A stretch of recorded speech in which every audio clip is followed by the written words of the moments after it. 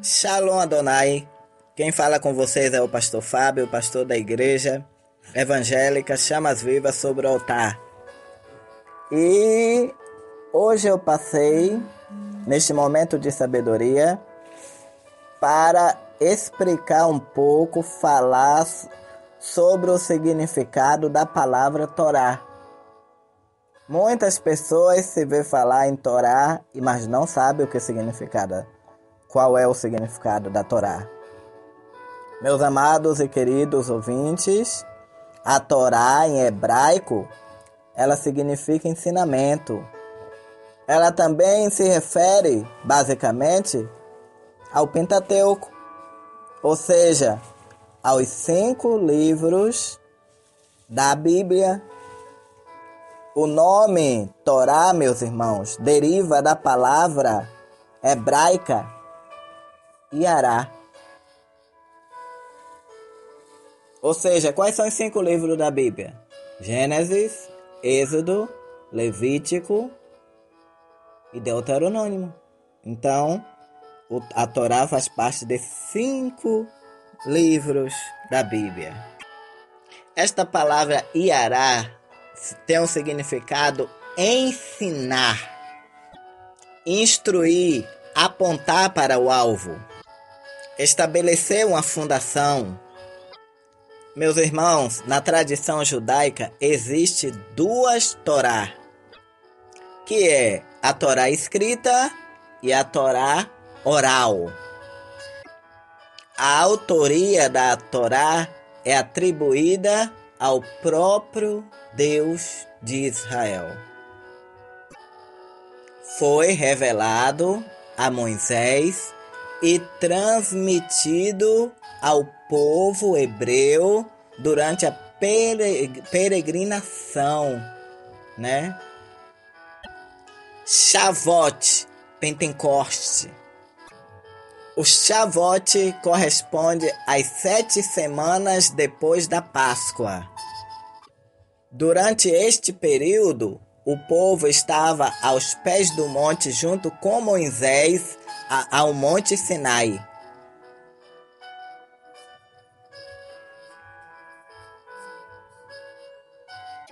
Para festejar no 50º dia a festa da semana. Neste dia, o Deus Todo-Poderoso entregou ao povo a Torá. Através de Moisés, claro, né? Ela também é conhecida como Shumas. Nela se encontra os 613 mandamentos. Os livros da Torá, repetindo mais uma vez, são Gênesis, Êxodo, Levítico, Deuteronômio. Ao longo dos anos, ela foi passada de geração em geração, através dos sábios, para todo o povo. A tradição oral é um conjunto de ensinamento, ou um conjunto de ensinamentos de como cumprir os ensinamentos da palavra de Deus. De acordo com a lei rabínica, não é possível conhecer a Torá escrita sem antes estar conhecendo a Torá oral. Nós temos o exemplo: Moisés transmitiu a Josué, Josué transmitiu para outra pessoa, e daí foi seguindo, geração a geração. Josué transmitiu aos anciões, os anciões aos profetas, e os profetas aos seus alunos, seus discípulos, e daí por diante. Na qual esses discípulos se chamavam os homens da grande sinagoga. Estes disseram 3 coisas: sede ponderados em vossos ensinamentos, formai muitos discípulos. e levantai uma cerca em volta da Torá. Só para que os irmãos compreendam. Moisés foi para o Monte Sinai. No Monte Sinai lá ele recebeu os mandamentos. Ele passou, né? Passou para Josué. Josué passou para os anciões passou para os profetas, na qual esses três se dirigiu com estas palavras que acabei de falar aqui para vocês, ok? Uma coisa que nós devemos saber é que a Torá é um livro sagrado, pois foi revelado pelo próprio Deus a Moisés. Isso aí é indiscutível. A Bíblia mesmo narra que há passagens nela que foi escrita pelo próprio dedo de Deus, na qual deu a Moisés as 2 tábuas do testemunho. Tábuas de pedras escritas pelo próprio dedo de Deus. Você pode conferir aí em Êxodo 31, versículo 18. A Torá aborda a vida do homem em todos os sentidos e aspectos, desde a forma de vestir. Então, como eu falei, aborda desde a forma de vestir, de comer, de trabalhar, no comportamento. Em tudo a Torá, ela ensina, né? Ela ensina como se relacionar com Deus, como se relacionar com o próximo. Na Torá nós podemos encontrar todos os segredos do universo. Você acredita? Porque eu acredito. Podemos saber tudo sobre leis, moral e ética. Tudo isso na Torá. A Torá, meus irmãos, é um livro de sabedoria. Porque além de histórica e profecia e revelações, ela revela muito mais. Toda a Bíblia se baseia na Torá. Toda a Bíblia, ela se baseia. O próprio Senhor Jesus Cristo usou a Torá várias vezes para estar se dirigindo aos discípulos ou aqueles que queriam debater com ele. A Torá, meus irmãos, não é apenas um rolo ou um livro da lei. A Torá, ela é a palavra de Deus. Você sabia que todas as profecias, elas são baseadas nas promessas que estão na Torá? Por exemplo, os salmos e cânticos são inspirados na Torá. Até mesmo, meus irmãos, o Novo Testamento é fundamentado na Torá. Por que Deus escreveu a Torá? De acordo com um determinado escritor, ele fala sobre 5 fundamentos lógicos. Primeiro, Deus mostraria este livro em algum lugar, mostrando que ele seria o próprio autor. Segundo, este livro ele poderia conter um alto padrão moral. Terceiro, este livro falaria do presente, do passado e do futuro. Quarto, daria ao homem resposta às grandes dúvidas do universo, o porquê de tudo e o sentido da vida. Quinto, o próprio livro daria uma solução definitiva para a vida. Rabi Eleazar, filho de Azari, dizia: se não existe a Torá, não existe saber viver. Se não existe a sabedoria, não existe adoração. Se não existe adoração, não existe a sabedoria. Se não existe Torá, não existe alimento. Nem só de pão vive o homem, mas de tudo o que procede da boca do Senhor. Deuteronômio, capítulo 8, versículo 6. o conhecimento da Torá alinhado com a revelação da palavra de Deus, em relação entre o natural e o sobrenatural, o infinito e o finito, entre o físico e o espiritual. Os grandes sábios também afirmam que o Torá não se restringe somente à forma oral, mas também espiritual. A Torá, meus irmãos, existe antes da fundação do mundo. Porque se a Torá ela é a palavra de Deus, então tudo que foi feito foi através da Torá. As bases do universo foram feitas por Deus por intermédio da Torá. Se a Torá é a palavra de Deus, tudo o que foi feito através da Torá. Tavá ou Davá, no pensamento hebraico significa Torá.